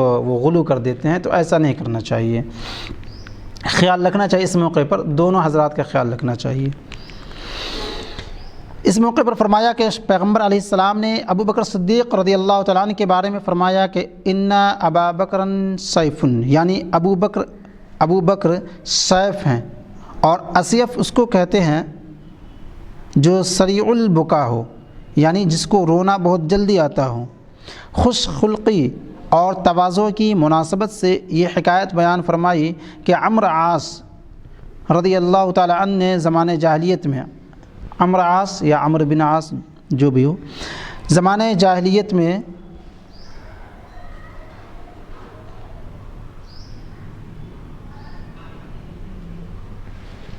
عمرو عاص زمانۂ جاہلیت میں رسول اللہ صلی اللہ تعالیٰ علیہ وسلم کی ہجو کی تھی، یعنی عمرو عاص نے حضور صلی اللہ تعالیٰ علیہ وسلم کی زمانۂ جاہلیت میں ہجو کی تھی، یعنی ایسے اشعار کہنا جو برا ہو۔ جب حضرت رسالت علیہ السلام نے سنا تو عرض کی اے اللہ، عاص کے بیٹے نے میری ہجو کی ہے، وہی عمرو بن عاص، عاص کے بیٹے نے میری ہجو کی ہے اور میں شاعر نہیں ہوں، ولست بشاعر، میں شاعر نہیں ہوں، تو میری طرف سے اس کی ہجو فرما۔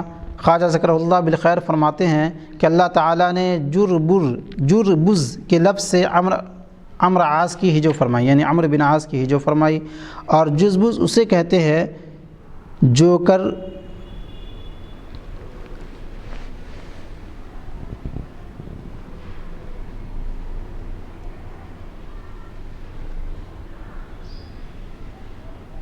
اور جزبز اسے کہتے ہیں جو کرپز ہو، یعنی عمرو عاص مکاری اور کرپزی سے مشہور ہوئے، اگرچہ کہ وہ ایمان لے آئے تھے لیکن مکاری اور کرپزی کے الفاظ سے جو ان کی ہجو ہوئی وہ قیامت تک رہے گی۔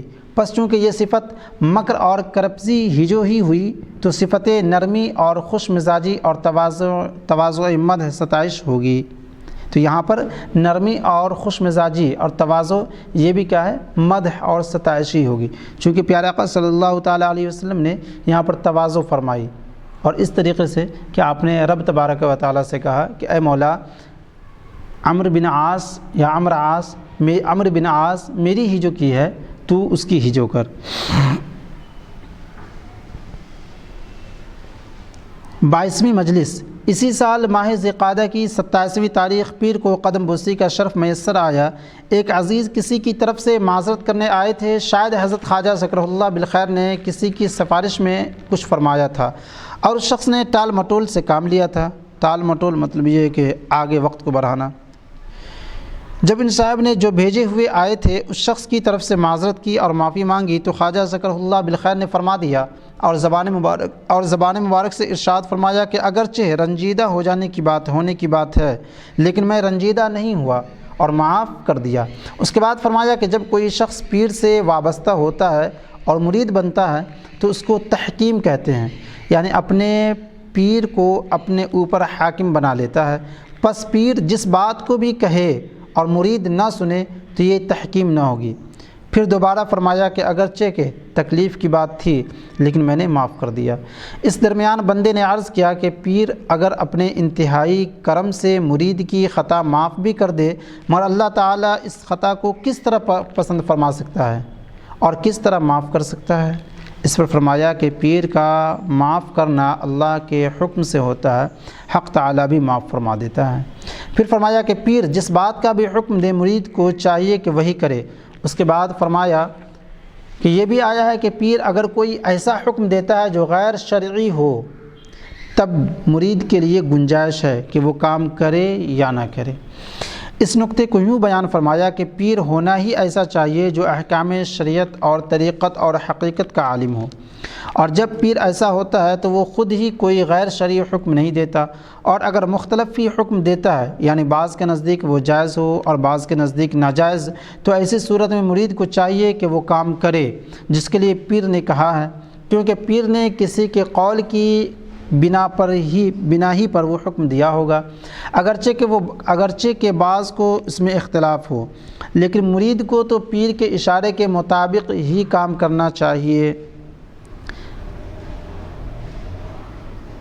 لیکن مرید کو تو پیر کے اشارے کے مطابق ہی کام کرنا چاہیے۔ پھر انہی نکات میں یہ فرمایا کہ ایک شخص کسی سے کچھ بات کہتا ہے یا سفارش کرتا ہے اور وہ آدمی اس کو قبول نہیں کرتا تو اس بات کو بھی اس روشنی میں دیکھنا چاہیے کہ موقع نہیں تھا۔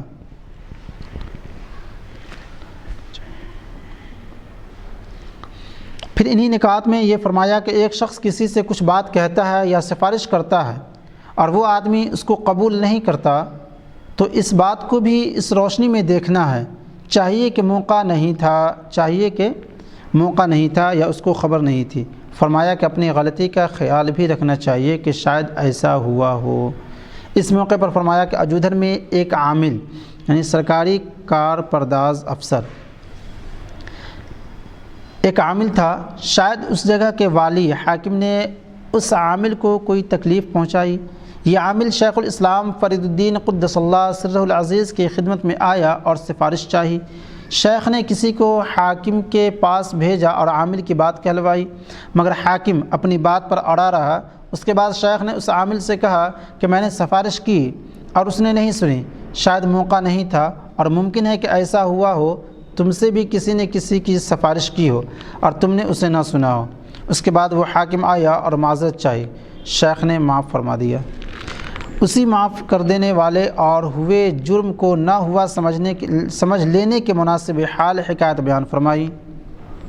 اسی معاف کر دینے اور ہوئے جرم کو نہ ہوا سمجھ لینے کے مناسب حال حکایت بیان فرمائی۔ شیخ الاسلام فرید الدین قدس اللہ سرہ العزیز کے ایک نبی سے یعنی پوتے یا نواسے محمد نامی تھے، ان کو ممن کہہ کر پکارتے تھے۔ شیخ کو اطلاع دی گئی کہ وہ شراب پیتے ہیں۔ قصہ مختصر، وہ شیخ کی خدمت میں آئے تو شیخ نے ان سے پوچھا کہ محمد، مجھے یہ اطلاع دی گئی ہے کہ تم شراب پیتے ہو۔ بولے نہیں، میں نہیں پیتا، یہ جھوٹی خبر پہنچائی گئی ہے۔ شیخ نے کہا کہ ایسا ہی ہوگا جیسا کہ تم کہتے ہو کہ ان لوگوں نے جھوٹی اطلاع دی ہوگی، غرض یہ کہ ان سے اچھی طرح خوش ہو کر بات کی اور ان کے عذر کو قبول فرما لیا۔ اس کے بعد مشائخ کے حکم دینے اور مرید کے تعمیل کرنے کے بارے میں حکایت بیان فرمائی کہ ایک بڑھیا تھی جو اکثر شیخ ابو سعید ابو الخیر رحمۃ اللہ علیہ کی خانقاہ میں آتی اور خانقاہ کے صحن میں جھاڑو دیتی۔ چند بار اس نے ایسا کیا۔ شیخ نے اس سے پوچھا کہ بتا، اس خدمت سے تیرا مقصد کیا ہے تاکہ تیری غرض پوری کروں؟ بڑھیا بولی کہ میری ایک غرض ہے، جب وقت آئے گا تو عرض کروں گی۔ القصہ، وہ بڑھیا اسی طرح اپنی خدمت انجام دیتی رہی، یہاں تک کہ ایک روز کوئی خوبصورت جوان شیخ کی خدمت میں آیا۔ وہ بڑھیا بھی شیخ کے سامنے آن کھڑی ہوئی اور بولی کہ اب وہ وقت آ گیا ہے کہ اپنا مقصد ظاہر کروں۔ شیخ نے کہا، کہو کیا کہتی ہو؟ بڑھیا نے کہا، اس جوان کو حکم دیجئے کہ مجھے اپنے نکاح میں لے آئے۔ شیخ شس و پنج میں پڑ گئے یعنی پریشان ہو گئے اور سوچا کہ یہ عورت بڑھیا ہے اور بدصورت اور یہ مرد جوان ہے اور خوبصورت، یہ بات کیسے بنے گی؟ اسی درمیان شیخ خلوت نشیں ہو گئے، 3 رات دن نہ کھانا کھایا اور نہ پانی پیا۔ 3 رات دن کے بعد اس جوان کو اور اس بڑھیا کو اپنے سامنے طلب فرمایا اور جوان سے مخاطب ہو کر کہا کہ اس بڑھیا کو اپنے نکاح میں لے آؤ۔ جوان نے خوشی اور رغبت کے ساتھ اسے قبول کر لیا۔ اس کے بعد اس بڑھیا نے درخواست کی کہ شیخ حکم دیں کہ دلہنوں کی رسم کے موافق میرا جلوہ ہو۔ شیخ نے فرمایا کہ ایسا ہی کیا جائے اور دعوت کی رسم بھی ادا ہو اور جو کھانا پکتا ہے وہ بہت زیادہ پکائیں۔ اس وقت اس بڑھیا نے التماس کیا یعنی گزارش کی کہ شیخ اس جوان کے لیے فرمان کریں کہ مجھے زمین پر سے اٹھائے اور اپنے ہاتھ سے تخت کے اوپر بٹھائے۔ شیخ نے جوان کو ایسا ہی کرنے کا حکم دیا۔ جوان نے بڑھیا کو زمین پر سے اٹھا لیا۔ اس درمیان بڑھیا شیخ سے بولی کہ جب اس جوان نے مجھے آپ کے سامنے خاک پر سے اٹھایا ہے تو اسے شیخ حکم دیں کہ مجھے پھر زمین پر نہ پھینکے، یعنی اس کام کو پورا کرے اور پیٹھ نہ دکھائے۔ القصہ شیخ نے اسی طرح حکم دے دیا اور اس جوان نے قبول کر لیا۔ یہ سارا قصہ مریدوں کے پیر کا فرمان قبول کرنے کے نقطے کے سلسلے بیان فرمایا گیا۔ پھر شیخ الاسلام فرید الدین قدس اللہ سرہ العزیز کی حکایت بیان فرمائی کہ میں کم و بیش 12 سال کا ہوں گا، لغت پڑھتا تھا۔ ایک شخص تھا جسے ابو بکر خرات کہتے تھے اور ابو بکر قوال بھی۔ وہ میرے استاد کی خدمت میں آیا، شاید وہ ملتان کی طرف سے آیا تھا۔ اس نے قصہ سنایا کہ میں نے شیخ بہاؤالدین زکریا رحمۃ اللہ علیہ کے سامنے سماع یعنی قوالی کیا ہے۔ ایک دفعہ یہ قول ان کے سامنے گا رہا تھا۔ وہ قول یہ ہے: بکل صحب وکل اشراقی تبکی کعینی بدمع مشتاقی قد لسعت حیۃ الہوی کبدی فلا طبیب لہا ولا راقی، یعنی ہر صبح اور ہر سویرے میری آنکھیں اشتیاق میں خون کے آنسو روتی ہیں۔ تیری آرزو کے سانپ نے یعنی تیری امید، تیری چاہت کے سانپ نے میرے جگر کو ڈس لیا ہے، میرے قلب و دل کو ڈس لیا ہے۔ اب اس کے لیے نہ کوئی طبیب ہے نہ کوئی منتر پڑھنے والا۔ دوسرے 2 مصرے یاد نہیں رہے تھے، وہ شیخ نے یاد دلائے اور وہ یہ: الا الحبیب الذی شغفت به فعندہ رقیتی و تریاقی، سوائے اس محبوب کے جس کا میں فریفتہ ہوں کیونکہ اس کے پاس میرے لیے منتر ہے اور تریاق ہے۔ ان اشعار کا منظوم ترجمہ یہ ہے: ازمار غمش گزیدہ دارم جگری کورا نکند ہیچ فسونی اثری جز دوست کے من شیفتہ عشق ویم افسون علاج من چہ دانت دگری۔ میرا جگر اس کے غم کے سانپ کا ڈسا ہوا ہے، کوئی منتر اور افسوں اس پر اثر نہیں کرتا، اس پر اثر نہیں کرتا، یعنی علاج، منتر کا علاج بھی کہہ سکتے ہیں، جادو کا علاج، اس پر اثر نہیں کرتا سوائے اس دوست کے کہ جس کا میں شیفتہ ہوں یعنی عاشق ہوں۔ میرے علاج کا افسوں اور کوئی جان بھی کیا سکتا ہے۔ اس کے بعد شیخ بہاؤالدین زکریا رحمۃ اللہ علیہ کے مناقب بیان کرنے شروع کیے کہ ان کے ہاں ذکر ایسا ہوتا ہے اور عبادت ایسی ہوتی ہے اور اوراد اتنے پڑھے جاتے ہیں، ان کے ہاں کی لونڈیاں جو چکی پیستی ہیں وہ بھی ذکر کرتی ہیں۔ یہ اور اسی طرح کی بہت سی باتیں اس نے کی، مگر میرے دل پر اس کا ذرا اثر نہ ہوا۔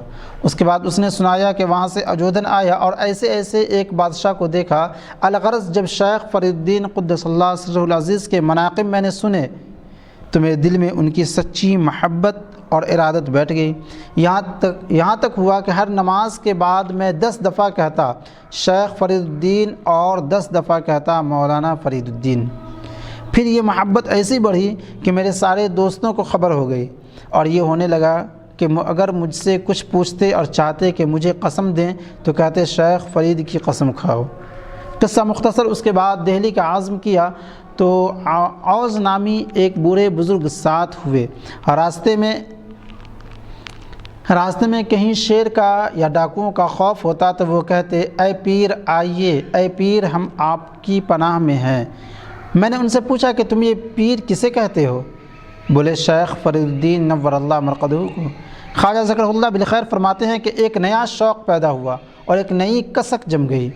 اس سفر میں ایک اور صاحب تھے اس سفر میں ایک اور صاحب ساتھ ہوئے جن کو مولانا حسین خندہ کہتے تھے، بڑے اچھے آدمی تھے۔ پھر جب دہلی آ گیا تو اتفاق سے شیخ نجیب الدین متوکل رحمۃ اللہ علیہ کے پڑوس میں اترنا ہوا۔ اس حکایت کا مقصد یہ ہے کہ چونکہ خدا تعالیٰ نے یہ دولت قسمت میں لکھی تھی، اس لیے اس طرح کے اسباب پیدا ہو گئے۔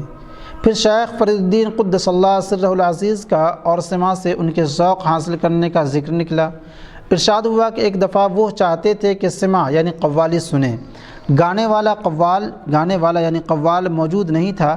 بدر الدین اسحاق علیہ الرحمۃ و رضوان سے فرمایا کہ جو خط قاضی حمید الدین ناگوری رحمۃ اللہ علیہ نے بھیجا ہے لے آؤ۔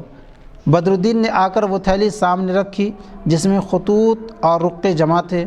ہاتھ ڈالا تو سب سے پہلے وہی خط ہاتھ لگا جسے شیخ کے سامنے پیش کر دیا۔ شیخ نے فرمایا کہ کھڑے ہو کر پڑھو۔ بدر الدین کھڑے ہو کر وہ خط پڑھنے لگے۔ اس خط میں اس طرح لکھا گیا تھا کہ فقیر، حقیر، ضعیف، نحیف محمد عطا جو درویشوں کا غلام ہے اور سر آنکھوں سے ان کے قدموں کی خاک ہے۔ شیخ نے اتنا ہی سنا تھا کہ ایک حال اور ذوق طاری ہو گیا۔ اس کے بعد یہ رباعی بھی پڑھی گئی جو اس خط میں تھی۔ رباعی: آ عقل کجا کے در کمال تو رسد، واں روح کجا کے در جلال تو رسد، گیرم کہ تو پردہ بر گرفتی ز جمال، آ دیدہ کجا کے در جمال تو رسد۔ وہ عقل کہاں جو تیرے کمال تک پہنچ سکے، اور وہ روح کہاں جس کی رسائی تیرے جلال تک ہو۔ میں نے مانا کہ تو نے اپنے جمال پر سے پردہ ہٹا دیا ہے، مگر وہ آنکھ کہاں جس کی پہنچ تیرے جمال تک ہو۔ خواجہ ذکر اللہ بالخیر نے اس خط کی مناسبت سے ارشاد کیا کہ ایک دفعہ شیخ بدر الدین غزنوی رحمۃ اللہ علیہ نے بھی شیخ کی خدمت میں ایک خط لکھا تھا اور ایک نظم بھی تحریر کی تھی۔ خواجہ ذکر اللہ بالخیر نے 3-4 شعر اس میں سے پڑھے۔ بندے کو یہ 2 شعر یاد رہے۔ وہ 2 شعر یہ ہیں: فرید دین و ملت یار مہتر کہ بادش در کرامت زندگانی، دریغا خاطرم گر جمع بودی، بے مدحش کردمی شکر فشانی۔ دین و ملت میں یگانہ و روزگار، فرید میرے بزرگ دوست کرامت میں زندگانی بسر کریں۔ افسوس اگر مجھے اطمینان میسر ہوتا تو ان کی تعریف میں شکر فشانی کرتا، یعنی اچھے شعر کہتا۔ پھر اس بات کا ذکر آیا کہ شیخ قطب الدین بختیار اوشی اور شیخ جلال الدین رحمۃ اللہ علیہ نے باہم کس طرح ملاقات کی تھی۔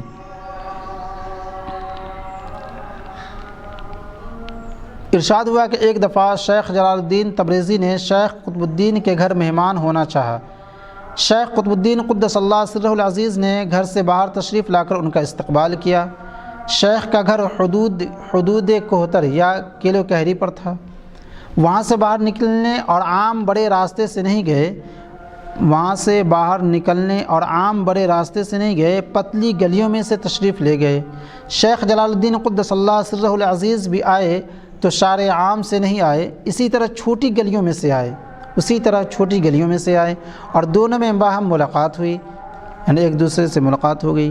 اور ایک اور طرح بھی ان کے ملاقات کرنے کی حکایت بیان کی کہ ایک دفعہ ملک عز الدین بختیار کی مسجد میں جو اس کے حمام کے سامنے ہے، یعنی غسل خانے کے سامنے، یہ دونوں بزرگ یکجا ہوئے تھے رحمۃ اللہ علیہما رحمۃ واسعہ۔ 23ویں مجلس اسی سال ماہ مبارک ذی الحج کی 11ویں تاریخ پیر کو قدم بوسی کی سعادت ہاتھ آئی۔ ایام تشریق بقرعید کے بعد کے 3 دن کی وجہ سے مخدوم جہانیہ کی خدمت میں سلام کو حاضر ہوا تھا کہ مصافحہ کا شرف حاصل ہو جائے۔ جب مخدوم کی خدمت میں پہنچا تو نماز کا حال پوچھا۔ اس عید پر بڑی سخت بارش ہوئی تھی اور کچھ اولے بھی پڑے تھے۔ لوگوں کی اکثریت نماز کو نہ جا سکی تھی، بندہ بھی نہ جا سکا تھا۔ القصہ: جب خواجہ ذکر اللہ بالخیر نے یہ بات دریافت فرمائی تو عرض کیا گیا کہ میں نماز کو نہیں جا سکا تھا۔ ارشاد ہوا کہ ہاں، اکثر لوگ نہیں پہنچے۔ پھر فرمایا کہ میں نے 1 رکعت پڑھی تھی، دوسری رکعت میں بارش ہونے لگی۔ اس کے بعد جب نماز ہو چکی تو خطیب صاحب رہ گئے تھے اور یہ دعا گو، مراد حضرت خواجہ نظام الدین اولیاء، اور یہ دعا گو اور مخلوق سب واپس چلی گئی تھی۔ اس درمیان بندے نے عرض کی کہ اگر اس عید کے موقع پر کسی رکاوٹ کی وجہ سے نماز میسر نہ آئے تو کیا یہ جائز ہے کہ دوسرے روز پڑھ لیں؟ ارشاد ہوا ہاں، اس عید پر اگر نماز میسر نہ ہو تو دوسرے روز پڑھ لیں اور تیسرے روز بھی جائز ہے، لیکن عید الفطر میں اگر نماز نہ ہو سکے تو دوسرے روز نہ پڑھیں۔ پھر زبان مبارک سے ارشاد ہوا کہ مجھے اس عید کے موقع پر خیال آیا تھا کہ اگر بارش اتنی زیادہ ہو کہ نماز نہ پڑھ سکے تو دوسرے روز پڑھ لے، لیکن چونکہ سب لوگ اور خطیب آ گئے تھے اس لیے نماز پڑھ لی گئی۔ اس کے بعد فرمایا کہ نماز استخارہ جو ہر روز پڑھتے ہیں اس روز کی خیریت کے لیے اور ہر جمعہ کو بھی پڑھتے ہیں اس ہفتے کی خیریت کے لیے، اور عید کے روز بھی پڑھتے ہیں پورے سال کی خیریت کے لیے۔ بندے نے عرض کی اس عید کے موقع پر یا اس عید کے موقع پر یا اس عید کے موقع پر یا اس عید پر؟ فرمایا کہ جو بھی عید ہو پڑھ لیتے ہیں۔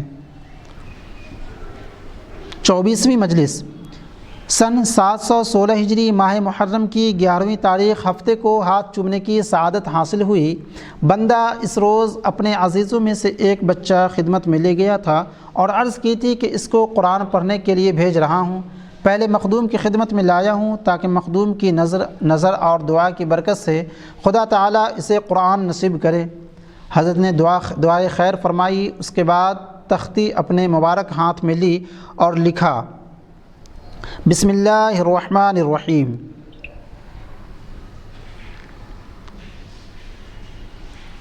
رب یسر ولا تعسر، معنی اے رب آسان فرما اور مشکل نہ فرما۔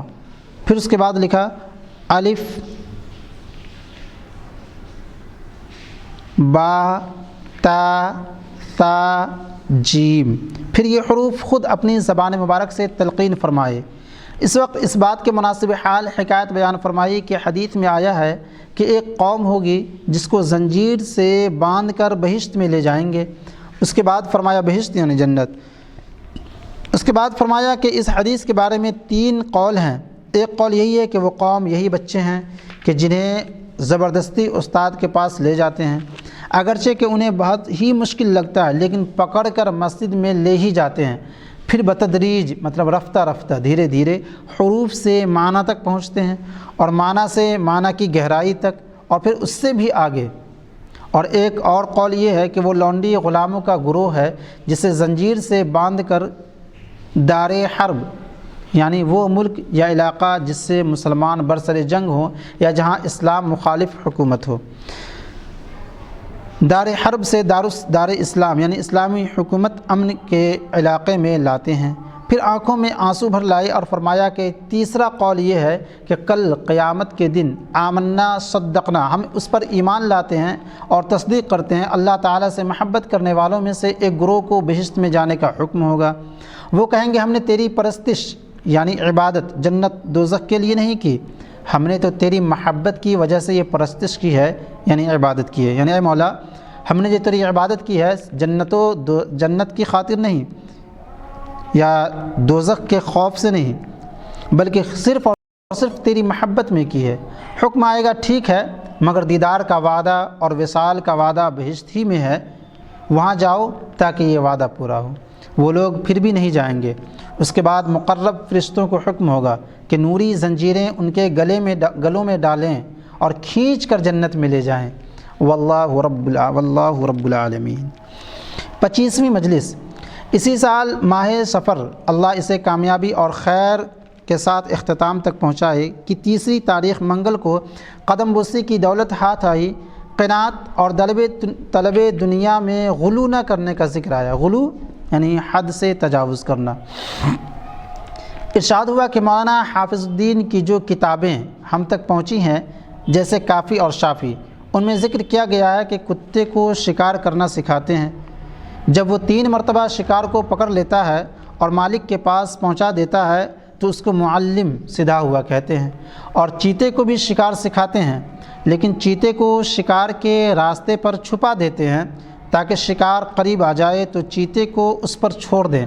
چیتا کتے کے برخلاف جھپٹتا ہے اور شکار کو پکڑ لیتا ہے، کتا دوڑ لگاتا ہی رہتا ہے اور دور دراز تک شکار کا پیچھا کرتا ہے۔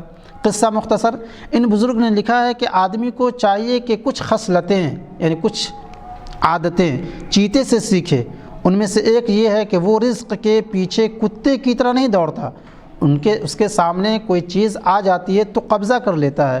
دوسری یہ کہ چیتا جب شکار کا ارادہ کرتا ہے تو شکار ہاتھ آ جائے تو بیٹھ جاتا ہے، اور اگر نہیں تو اس کا پیچھا نہیں کرتا اور زیادہ نہیں دوڑتا۔